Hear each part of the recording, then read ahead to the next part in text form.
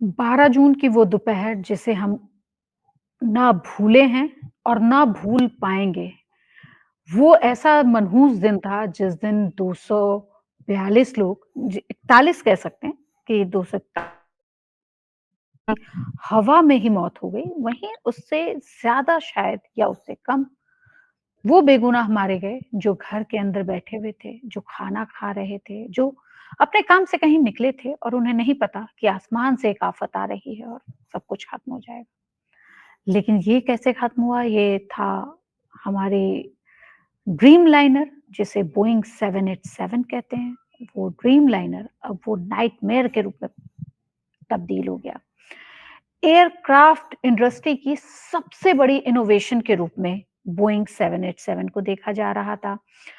लेकिन ये डरावनी रिपोर्ट्स आ रही हैं, वहाँ पे व्हिसल ब्लोअर्स आए हैं जिन्होंने कहा कि मैन्युफैक्चरिंग डिफेक्ट्स हैं, मेंटेनेंस की लापरवाही है और एक्सपर्ट्स जो है वो गंभीर चेतावनियाँ बोइंग 787 को लेके दे रहे हैं।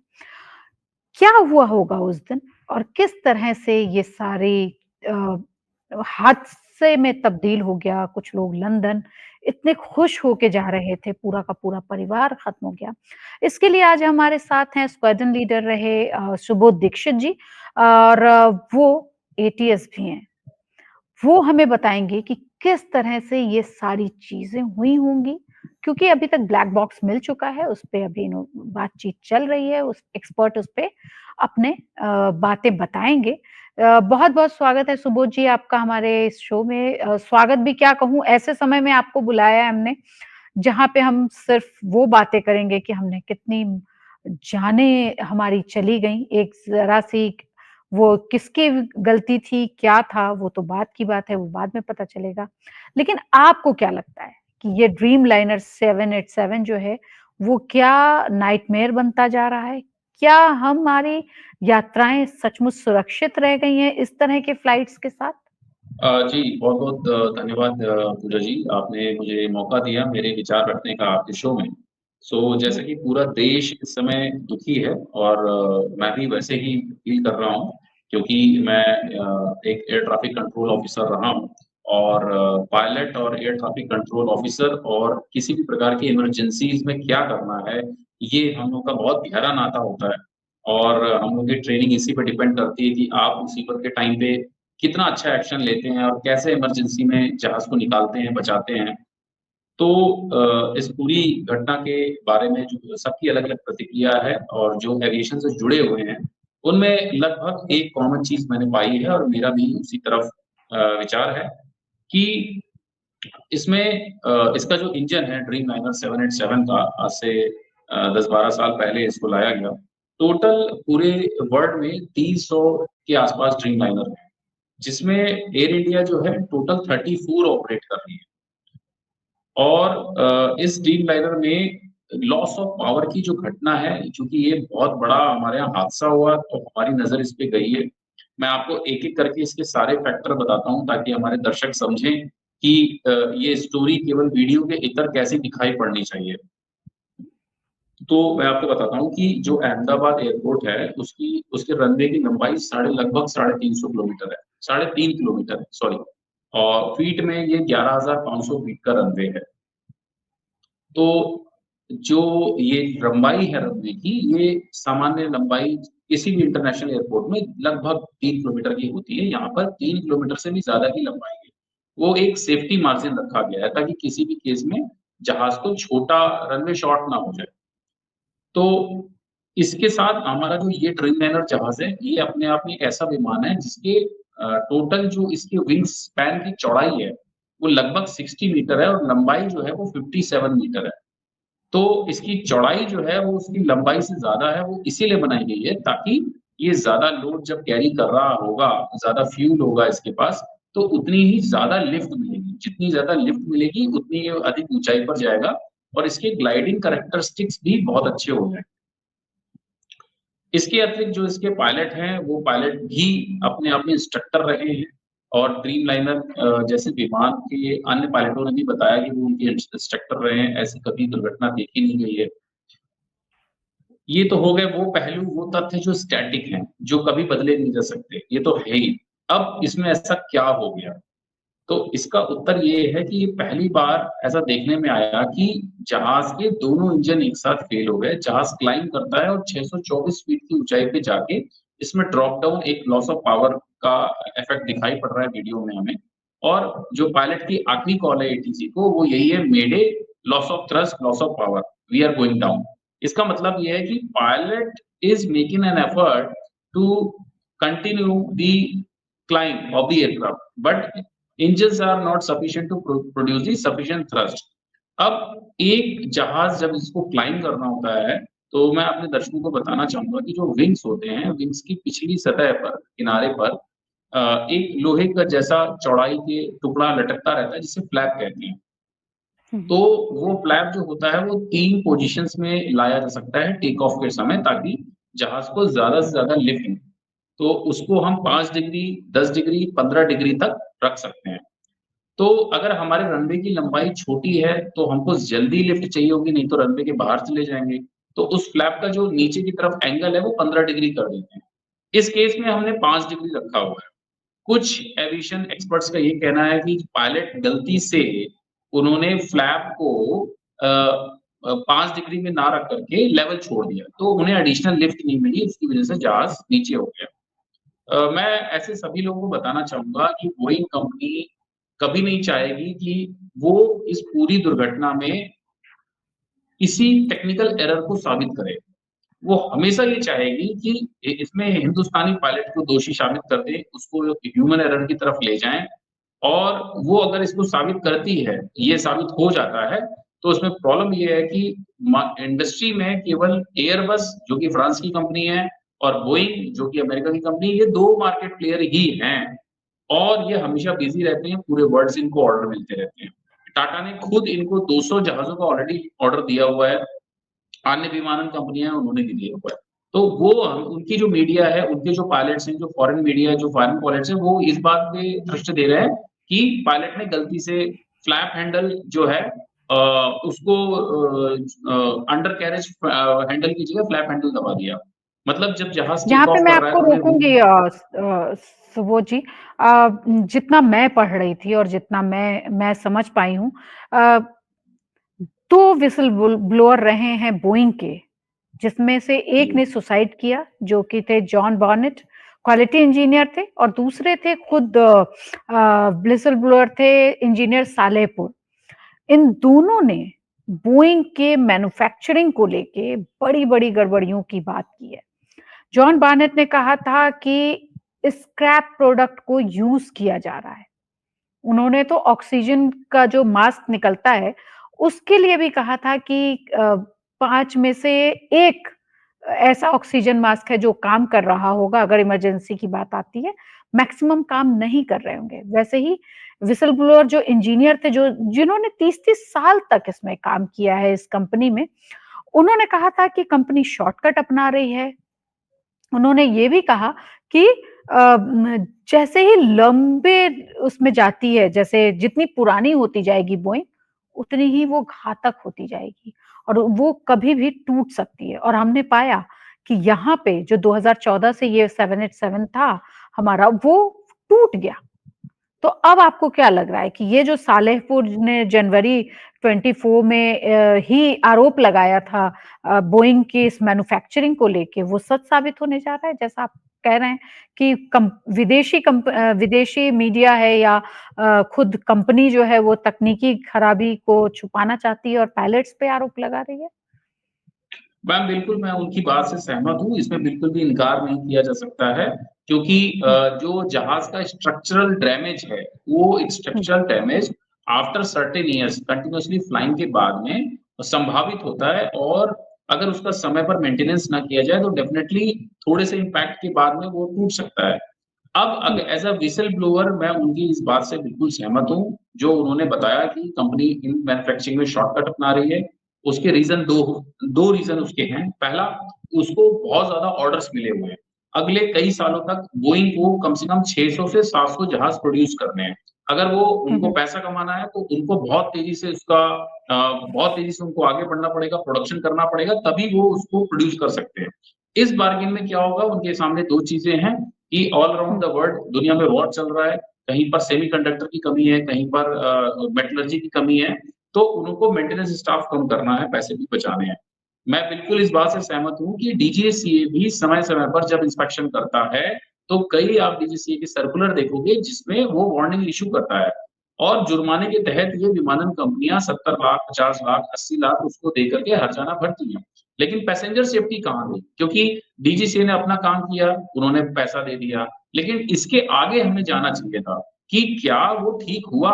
क्या उसमें पैसेंजर सेफ्टी के लिए अब कुछ सोचा गया? वो तो उसमें कुछ मिला नहीं। तो अगर वो व्हिसिल ब्लोअर बोइंग कंपनी में रह गए हैं, तो उन्होंने साफ-साफ ये बात कहने की कोशिश की है कि कंपनियाँ अपना प्रॉफिट के लिए अपने प्रोडक्ट्स से डिटेरियोरेट उसकी क्वालिटी को डिटेरियोरेट कर रही हैं और अगर यही चलता रहा, तो जिस एयरक्राफ्ट की जो टोटल लाइफ है, अगर 15 साल है, तो इस स्थिति में उसकी लाइफ 10 साल बचेगी, उसके बाद अगर उसको उड़ाया जाएगा, तो डेफिनिटली उसमें एक थोड़े से इम्पैक्ट से स्ट्रक्चरल डैमेज हो सकता है। मुझे मेरा अगला सवाल ये है कि बहुत ही इनोवेटिव था ये पूरा ड्रीमलाइनर और कहते हैं कि लंबी दूरी के लिए बहुत अच्छा बनाया गया था क्योंकि इसको हल्का बनाया गया था, इसको क्रांतिकारी विमान की का दर्जा दिया गया था, कार्बन फाइबर से बनाया गया था, फ्यूल एफिशिएंट था, लंबी दूरी के लिए जैसे यात्रियों के लिए काफ़ी कम्फर्ट लेवल को बनाया गया था। बड़ी-बड़ी खिड़कियाँ कहते हैं कि लगाई गई थी इसमें। मुझे शायद चढ़ने का इस पे मौका नहीं मिला है और तो क्या ये सारी चीज़ें जो थीं, जो अट्रैक्ट कर रही थीं और टाटा ने इसको ऑर्डर भी किया था, क्या ये हमारे लिए बड़ी समस्याएँ बनने जा रही हैं? और क्या आपको लगता है जिस तरह से जाँच के लिए बोइंग ने कहा है कि वो आगे करेगी, तो इसमें वो लोग कुछ चेंजेस करेंगे? क्योंकि मैं तो जॉन बार्नेट का और जैसा मैंने आपको बताया सालेहपुर का, जो मैं उनकी जो इंटरव्यूज़ देख रही थी और जो उन्होंने दूसरे मीडिया हाउसेस को इंटरव्यू दिया है, जिसमें उन्होंने खुद कबूल किया है कि किस तरह की गड़बड़ियाँ हैं, कैसे जो वर्कर्स हैं वो प्रोडक्ट को ठीक करने के लिए उस पे कूद रहे होते हैं या फिर स्क्रैप प्रोडक्ट अचानक से जो उसको रिजेक्ट कर दिया है क्वालिटी इंजीनियर ने, वो लगा दिया जा रहा है और वो क्वालिटी इंजीनियर बार-बार उसको अपने मैनेजमेंट को बता रहा है लेकिन अ, उस पे कोई जवाब नहीं दे रहा है। तो ये जो सारे शॉर्टकट थे, क्या इसने हमारे 242 लोगों की जान ले ली? क्या हम ये ऐसा कह जी, सकते हैं? बिल्कुल। जी, जी, जी। बिल्कुल, बिल्कुल कह सकते हैं, बिल्कुल कह सकते हैं। हुँ, देयर इज़ कोई अभी आप सेम बोइंग विमान जिसमें आज ये लॉस ऑफ ऑल्टीट्यूड हुआ है, जिसने थ्रस्ट नहीं जनरेट किया है, 23 जनवरी 2025 को एक नाइजीरिया से फ्लाइट यूनाइटेड एयरलाइंस 613 ये एयरबोर्न होती है 2359 पर नाइजीरिया से वाशिंगटन के लिए।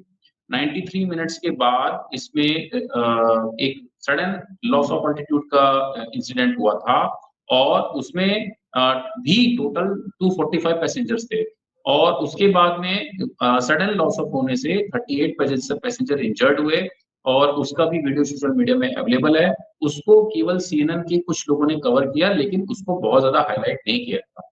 इसके हुँ, बाद वो फ्लाइट डाइवर्ट होती है, वापस नाइजीरिया में लैंड होती है। उसमें एनटीएसबी एक संस्था है नेशनल ट्रांसपोर्टेशन सेफ्टी बोर्ड और उसने हुँ, इन्वेस्टिगेशन किया और ये पाया कि इसमें ऑटोमैटिकली उस फ्लाइट में ऑटो पायलट सिस्टम था वो डिस्कनेक्टेड हो गया था।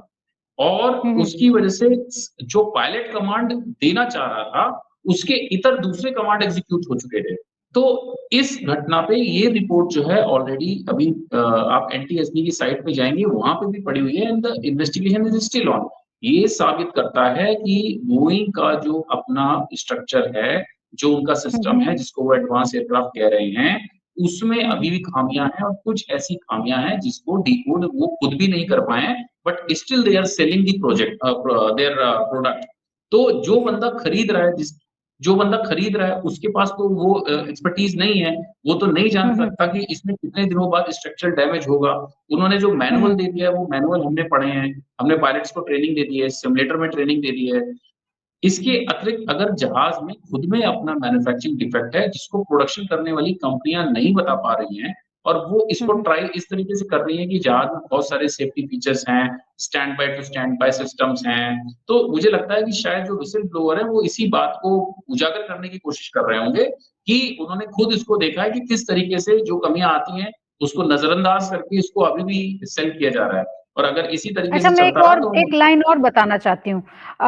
जी। अभी जब मैं पढ़ रही थी तो मैंने क्वेश्चन में ही आपको भी लिख के भेजा होगा कि सालेहपुर जो हैं वो उन्होंने न्यूयॉर्क टाइम्स को अपने इंटरव्यू में कहा था कि जिस तरह से विमानों को जोड़ा गया है और जो सेक्शंस को उन्होंने ये भी कहा है कि ये जो उड़ानें बोइंग उड़ेगा तो हज़ारों उड़ानों के बाद प्लेन के हवा में टूटने का कारण भी बनेगा।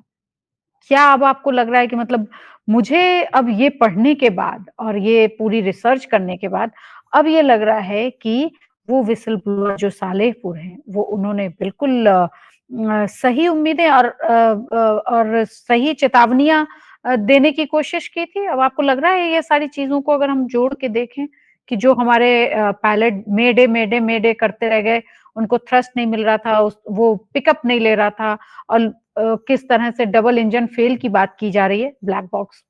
आज दूसरा वाला भी मिल गया है, तो हमें जल्दी ही पता चलेगा। लेकिन आपको क्या लग रहा है कि सालेहपुर ने ये सही फ्लैग किया था अपनी चिंताएँ? मैम बिल्कुल सलेमपुर ने जो अपना जो उन्होंने बताया कि सेक्शंस को ठीक तरीके से असेंबल नहीं किया जा रहा है। हुँ, हालाँकि उनका स्ट्रक्चर को लेकर स्ट्रक्चरल स्ट्रेंथ की वो बात कर रहे हैं और यहाँ हुँ, पर लॉस ऑफ इंजन पावर है। ये दोनों अलग-अलग चीज़ें हैं लेकिन मैं उनका कंसर्न समझ गया हूँ। वो ये कहना चाह रहे हैं, मैं अपने दर्शकों को बताना चाहूँगा कि जब कोई जहाज बनता है, तो जब उसका स्केलेटन बनता है, तो वो इस तरीके से एक-दूसरे में जोड़ा जाता है कि कभी ऐसा नहीं होगा कि विंग पे एक राइट विंग पे कोई एक लोड पड़ गया, तो वो टूट के अलग हो गया। तो वो इस तरीके से एक स्ट्रक्चर बनाया जाता है कि पहले विंग का आखिरी विंग से देन फ्यूज़लाज़ का टेल से लेकर के आपस में मैकेनिकल लिंकेजेस होते हैं। अगर ऐसा हुँ, ना किया जाए तो हवा के दबाव और भीषण घर्षण की वजह से जहाज के हुँ, सारे विमान हवा में अलग होने लगेंगे। तो जहाज का स्केलेटन जब बनता है तो आपस में सारे मैकेनिकल वायर जो हैं क्रॉस सेक्शनल तरीके से एक दूसरे से टाई अप रहते हैं। मुझे ऐसा लगता है कि उन्होंने ये बात इसलिए बोली है क्योंकि ड्रीम लाइनर एक हैवी वेट कैटेगरी का जहाज है और हुँ, वो हुँ, ज़्यादा लिफ्ट कर सकता है। इस जहाज में 1 लाख, 1.5 लाख लीटर फ्यूल ले जाने की क्षमता है। उसके बाद हुँ, लंबी दूरी का जहाज है, तो सारे लोग हुँ, अपना ज़्यादा लगेज ले जाएँगे, ज़्यादा हुँ, पैसेंजर कैपेसिटी होगी, तो जहाज पर ऑलरेडी लोड रहेगा। हुँ, हुँ, तो उनका ये बात बिल्कुल सही है, हालाँकि चूँकि वो मुझे नहीं पता कि उनका बैकग्राउंड क्या था। उन्होंने किस फ़ील्ड से एयरक्राफ्ट इंजीनियरिंग किया हुआ है, बट मैं उनका कंसर्न समझ गया हूँ कि कुछ चीज़ों को ज़रूरत से ज़्यादा नज़रअंदाज किया जा रहा है और सर्टिफ़िकेशन एयरवर्थीनेस का दिया जा रहा है। जहाँ तक बात लॉस ऑफ पावर की है, तो ये एक ऑटोमेशन पूरा जहाज ऑटोमेशन सिस्टम में और फ्लाई बाय वायर से संगठित एक जहाज है। इसमें छोटी-सी भी कमी और मैं अपने दर्शकों को बताना चाहूँगा पूरे विश्व में जितने भी बोइंग के जहाज़ कहीं भी उड़ रहे हैं, अगर उनमें कहीं भी कोई तकनीकी खराबी आती है, तो बोइंग की कंपनी को तुरंत मैसेज मिलता है। और मैंने खुद एक अपने लाइव कंट्रोलिंग के दौरान एक जहाज़ को एक बार मैंने ऑन फाइनल्स गो अराउंड दिया था। तो go around aircraft military aircraft में तो कोई हालाँकि उसको इमरजेंसी ही ट्रीट करते हैं, भले ही वो दोबारा आके लैंड कर जाए। तो जहाज़ फाइनल पे था, मैंने गो अराउंड दिया पायलट ने नॉर्मल कॉल दी थी कि we are going around because due to wind वो लैंड नहीं करना चाह रहे थे उस वाले अप्रोच पे। तो मैंने उनको बोला क्लियर गो अराउंड। वो वापस आए, अभी लैंड भी नहीं कर पाए थे कि मेरे पास दिल्ली एरिया से तुरंत फ़ोन आ गया कि इसमें क्या इमरजेंसी हुई है? तो मैंने कहा कि नहीं अभी तो ये एयर में है, लैंडिंग करने जा रहा है। तो फिर मैंने अपने सीनियर से पूछा कि ये अभी तो लैंड भी नहीं किया है, दिल्ली एरिया को कैसे पता चल गया कि इसमें इमरजेंसी है? तो देन ही टोल्ड मी कि बोइंग का कोई भी जहाज़ अगर गो अराउंड कर रहा है या उसमें कोई भी इमरजेंसी है, तो उनको पता चलता है। इस बात से ये भी साबित होता है कि they are so advanced that they know the actual cause of the fault but अगर वो उसको पूरा डिस्प्ले कर देंगे, बता देंगे, तो उससे उनको ये भय है कि उनकी प्रोडक्शन कम हो जाए। अच्छा, एक बात और भी सामने आई, जैसे आज भी अगर हम लोग अभी बात कर रहे हैं, तो हांगकांग से दिल्ली आ रही थी, वो भी एयर इंडिया की फ्लाइट थी, वो भी ड्रीमलाइनर ही थी और वो वापस गई और ऐसे ही पिछले इस साल के 25 में ही ऐसे 7-8 ऐसे मामले ड्रीमलाइनर के सामने आए हैं जिसमें बार-बार कहीं बैटरी फेल हो रही है, कहीं फ्यूल लीकेज है, कहीं प्रेशर इश्यू है।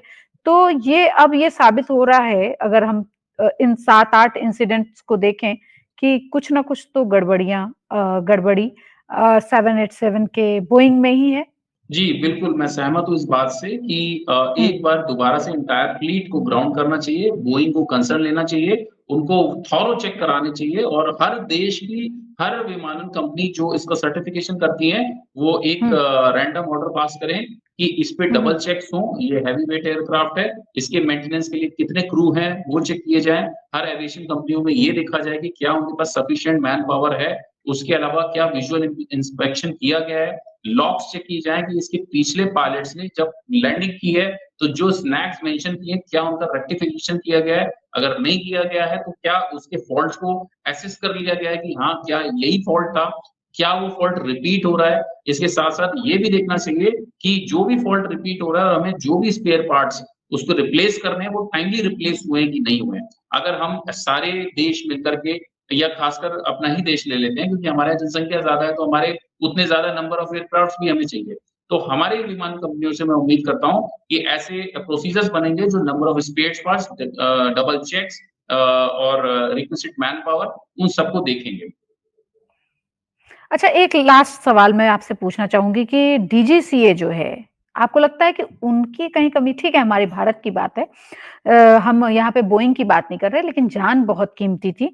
मॉनिटरिंग जो है इनकी क्योंकि हम लोग भी जब फ्लाइट में चढ़ते हैं, तो कई बार सीटें टूटी होती हैं, कई बार मास्क लटके मिलते हैं, कई बार साँस नहीं आ रही होती है, कई बार टर्बुलेंस बहुत ज़्यादा हो रही होती है, तो चलो वो मौसम की बात होती है। लेकिन क्या आपको लगता है कि हमारे यहाँ भी जब मेंटेनेंस की बात होती है, तो वो नज़रअंदाज कर दिया जाता है? क्योंकि इस बोइंग के लिए कुछ जो दिल्ली से बोइंग अहमदाबाद के लिए गया था, तो उसपे भी बहुत सारे लोगों ने कंप्लेन की थी कि एसी नहीं चल रहा था, सीट टूटी हुई थी, हिल रही थी। इस तरह की कंप्लेन और काफ़ी वायरल हुआ वो लड़का जिसने ये कंप्लेन की थी और उसने बिल्कुल सही कहा वो आपने। जी।